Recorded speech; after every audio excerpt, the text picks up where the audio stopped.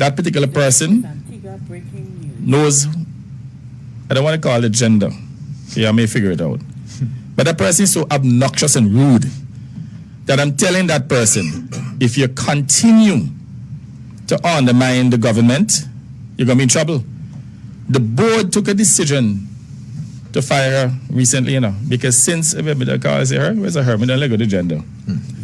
The board took a decision. No. The board took a decision to fire her early in this year for poor performance. And a particular minister said, you know what, give her a chance. Renew a contract, give her 6 months to shape up. By the way, her contract was expired since last year. She hasn't signed it up to now. Because even though she has not performed to their satisfaction, she's demanding an increase.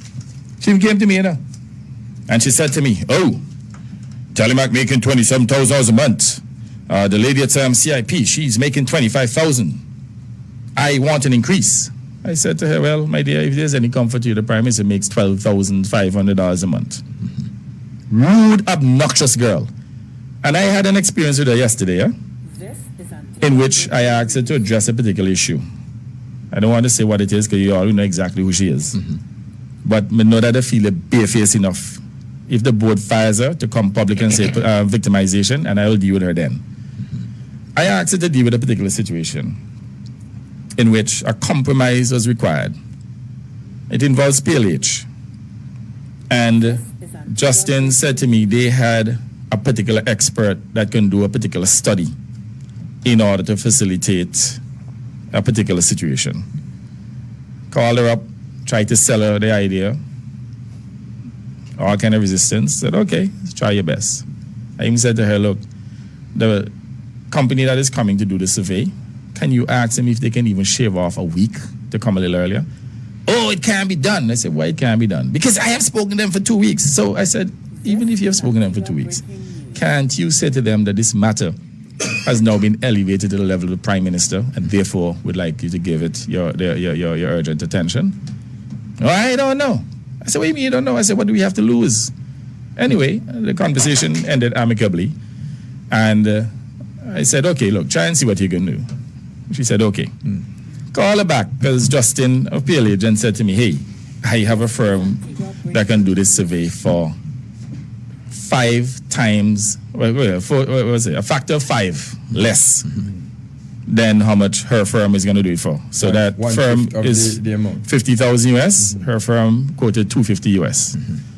Her position is that Justin's firm or PLH firm can't do the job, even though they are authorized or licensed by IKO. Anyway, I called her back a second time and said, well, look, Justin insists that they can do the job, and even if they don't do that particular survey, they can outsource it.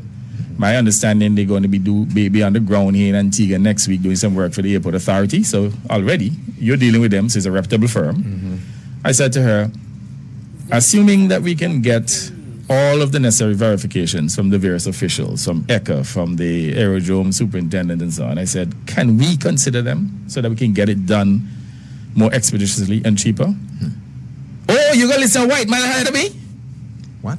Yes, one of our public servants raised a voice at me. And I said, hey, hold on a second. I am not your child. Don't raise your voice at me. I kind of raised my voice too. She went higher. But you don't raise your voice at me either. That's what we have to face within this public sector. So let me ask you something here, Prime Minister. Do you find that there's a high prevalence, allow me please, do you find that there's a high prevalence of such behavior or practices? We have a problem in this country when it comes to soft skills. Yeah. Okay? People believe that just having the technical skills, and I don't know that that particular person necessarily qualified in the field in which she's CEO. That's another issue there. But they believe if they have some kind of technical skills, even if it's not relevant to their job, that they can be rude, they can be obnoxious.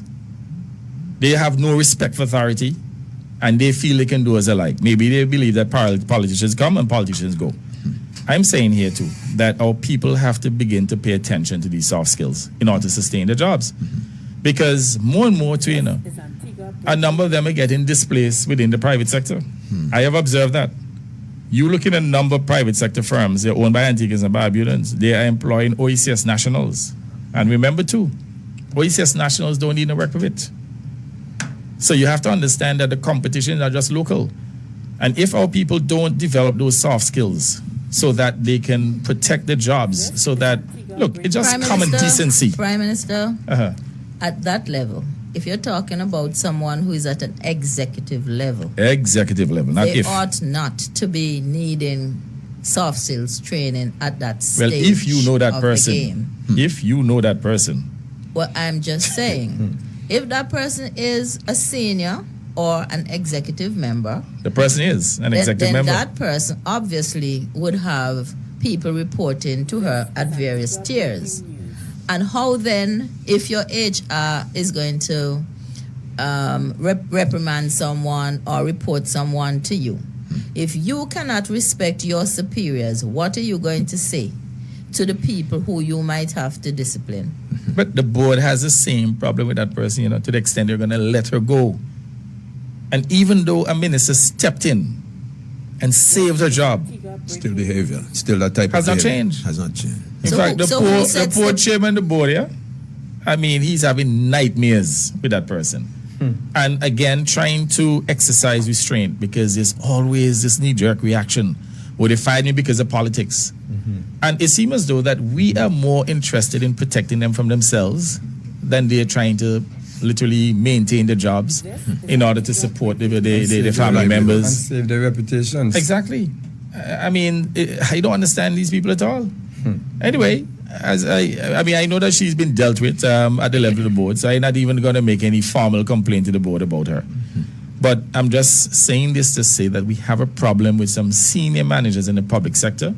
They're rude, they're insensitive, they don't care about the people as far as they can. And by the way, the irony about that particular person talking about white people, you know, kind of derogatory, almost racial slur, is a very white people that contribute maybe about 80% to GDP.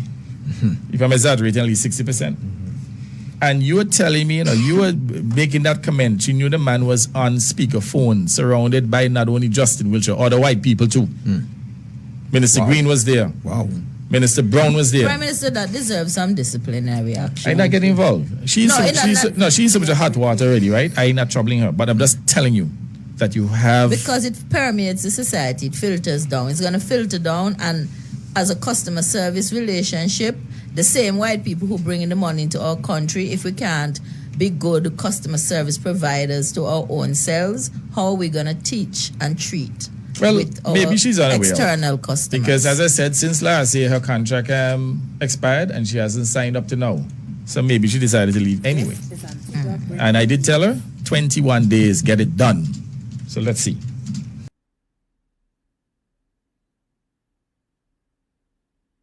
This is Antigua Breaking News.